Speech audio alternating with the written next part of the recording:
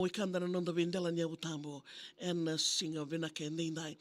Na nonda ru serikali mai dingo mirotiko en kena maybe es ndakuna en mataka vinake nindai ka kene unu tangatiko erndau kila inga ngoni en koro nei tamanra. Avi kim ni ndo woti mai. Au burasaka rabewe kani me musu numbitu ni nangu mbili. Au wangambula taliani en nonda bono alomani oviti. Na nongo itala noa moni rungoda ni ngau nga sakena indivi. Sombo nandondo moni alongo sena dhala ni nongo ndingi.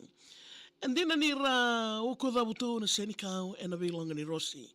Au maite kiwi kaumbau dhuriti tu ena dhala ni vendamoni.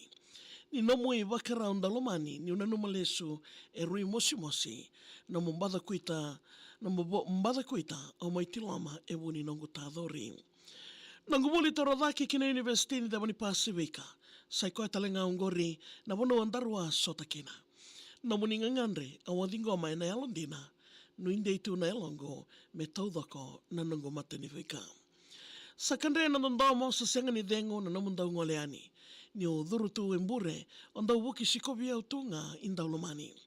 Sa lutun romo na elongo kau sinai ena veindina dinati. Ni rui kami da na nomo wasa woni nongo mai verataki. Na veituku ni alo sa maudokona au sa mai visuki. Au soletu na nongo lolama ke na nongo viva ngambauti. Ni veika ambaleti au ko dingoma o senga ni kawai enandusi ko molimbota vei au i nongo tangani mo mai nongo i tutuvi. Sanga ni ndende sa tege vulunga mai na isema ngori. Sabakame da vuka na isema ni nondaru vindomoni. Wakatoronga na elongo se dawa e wuni lenga ndaundomoni. Ungai kila ni wuna kedenga ni sasenga na nomo taliboni. Dhubu mai nandronga ndarunga ya sota tale o te indora imbaki. Mai toma ni tale kena na nondaru vivo saki. Ni nongo ndondoma e senga ni oti mona numa kambani.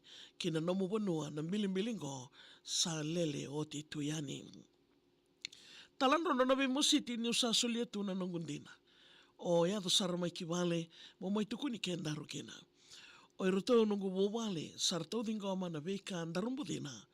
Despite my disabilities, I'm in love with you with no fear. Kau ni ndanda mongo sa tumbutu na doke. Mai tawa na matayandi ni usawa kilana ngone.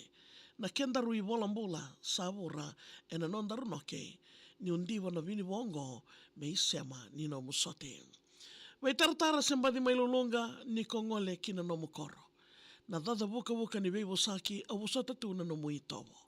Waka wakila ni sangu de mai nandandomo, sangu ni salasaranga kina nongumbula e kaworo. Kindela ni wale nandina me sanga de moraki. Ni ertau lewe wana luvemo gai kuria ni ko sawa kawati.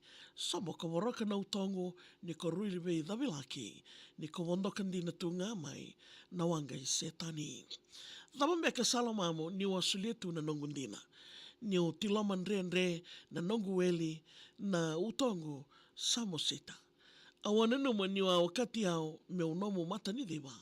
Ni umode wagadatu e nambongi ke na singa. Au samaya ya dingoma kede na veika e samayado. Sanga i dengo ke na nanongundau loma tarataro.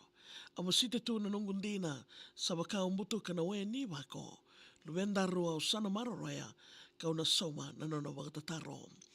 Isa le mubonu angu numia me e wakusia na lingu ndandomo. Ningu mata do or die i wachumbalabo na woha tiki na noikoro.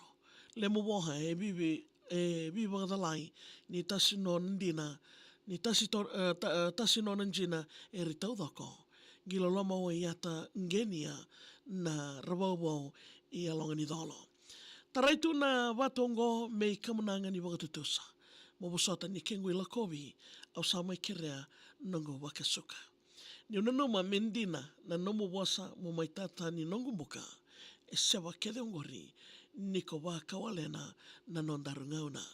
Nambitu ni wawalange musuki ka nambilibili me sadiri lalatunga.